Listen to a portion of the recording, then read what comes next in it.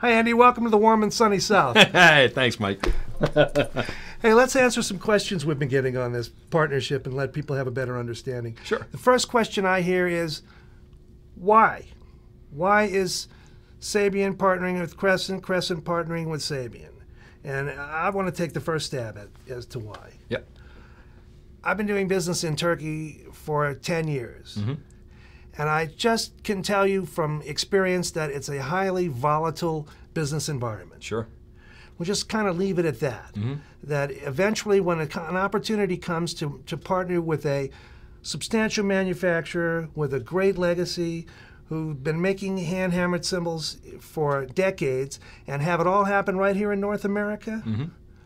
I'm down, I'm in. And I'm just thrilled to have the opportunity to partner with you guys for that. Ah, thank you.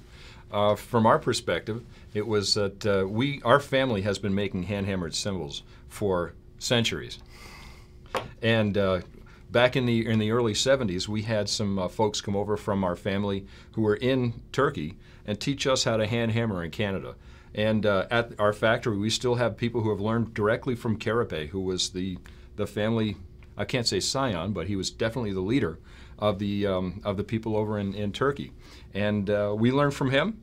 We know how to make very good hand-hammered cymbals. You sure do. The opportunity to be able to work with somebody who has an audience for that, you, Crescent, and do that with no volatility. Thank you. Fantastic. Fantastic to me as well. And I've even asked the master cymbalsmiths in Istanbul, what is the relevance of the location? Well, with knowing they have the Turkish pride and a decided history that they're proud of, they would even tell me, we make these cymbals anywhere. It's not about the location they're made, it's the process of how they're made. That's quite true. I mean, like I said, we learned how to do it from people from Turkey, and we're doing the exact same type of product in in Canada, in North America.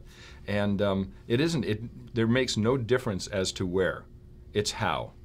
If you do it correctly, if you use hand hammering techniques, if you use the right shape, use the right hammer pattern, if you use the right peen, that's very important. If you use actually the right type of metal in the hammer, it makes a difference. Really? Yep.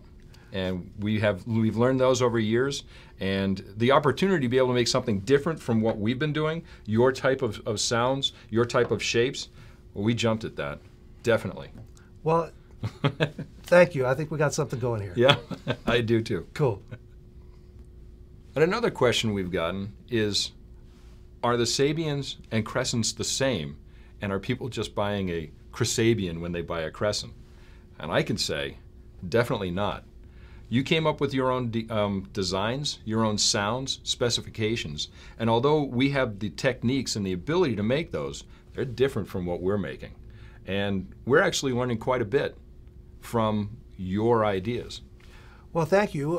What would be the point, right? Right. We don't need to make Zildjian cymbals. Zildjian does a very good job of that all by themselves. Yeah, thanks. And we started with an idea of a sound palette. Yeah. The reason we make them by hand is not because we think that's the only way to make a decent cymbal. It's because that's the way you make our cymbals. Right. That's the way you get that sound. And so it's entirely possible and likely, and is the fact, that a Zildjian cymbal will not be a Crescent cymbal.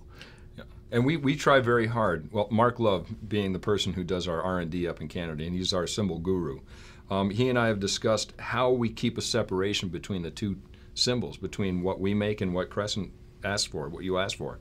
And we are very cognizant of keeping that separation. So, well, when Mark and I were working on the Element series, yep. I had the privilege of working with him over many months on this new series. We were cognizant of that too. This is what I'm looking for, Mark. You tell me if this steps on any Zildjian toes, because if you're making this, we don't want to. Right.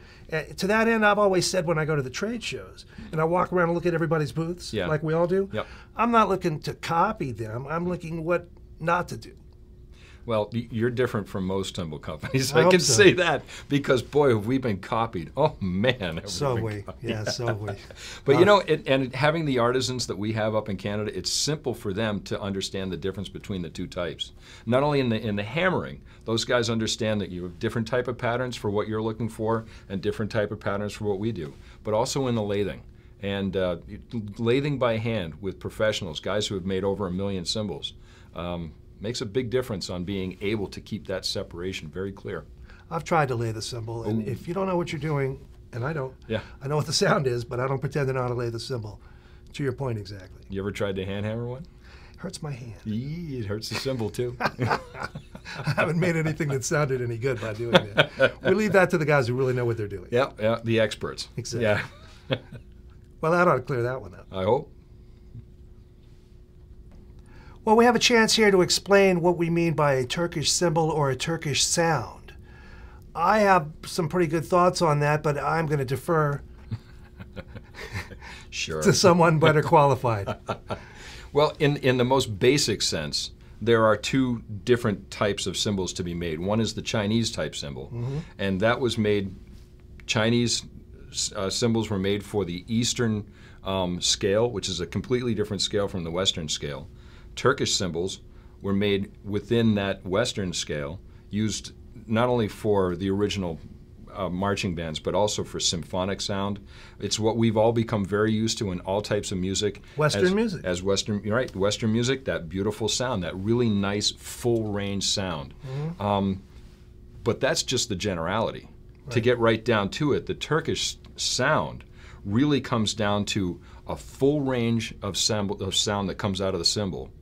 The cymbal itself being able to vibrate and give you the richness of its whole body, which doesn't happen with some of the more modern cymbals. They can't give you that full range because the metal on the inside, it's not homogeneous. It can't vibrate freely.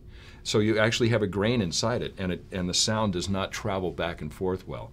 Hammering the cymbal, you can either do it with automatic hammer, which gives you a really nice, beautiful curved bow, which is a very clean sound, or you can use hand hammering, which, done correctly, which we do, done correctly, gives you more of a deeper tone. It has a nice flatter type sound, flatter cymbal, so you get more of a depth, a richer tone.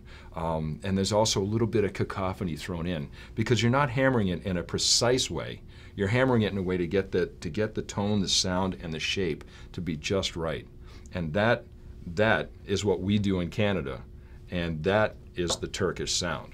And that's exactly what we're looking for. Jeff Hamilton likes to talk about that wash, right? That complicated nature. That better word. The music sits on top of that, and it warms up the mids. Yep. And that's a certain ideal of what we're looking for. There are other ways. If you want something that's bright and piercing and penetrating, will cut through a stack of Marshalls, there's stuff out there for you. Sure. But that's not what we're looking for here. That's not what the Turkish sound is about, to my way of thinking. Right. No, I agree. I agree. Richer, deeper tones. Cool. Yeah. Thanks.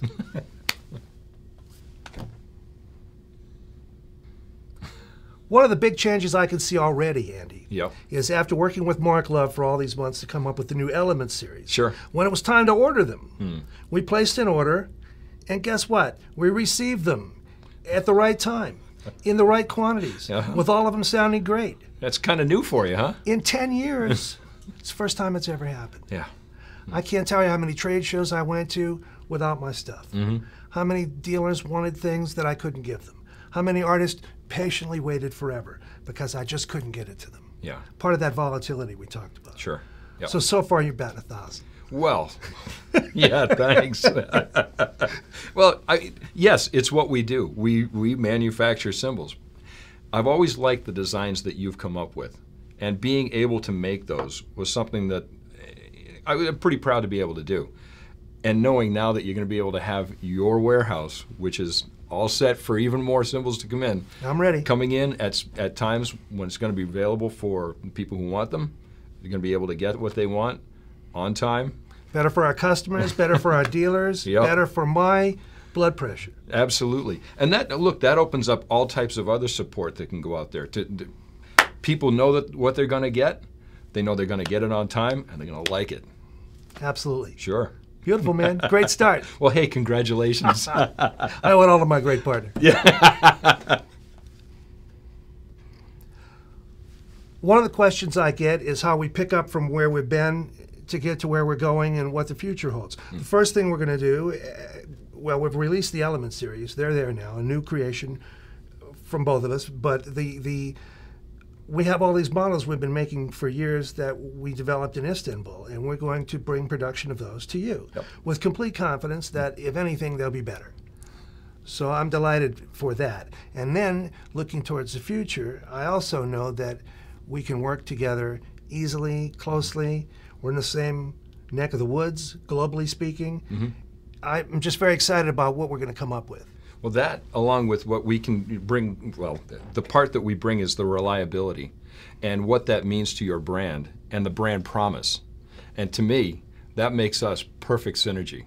So I'm looking forward to the future, man. Me too. So you know what? Stay tuned.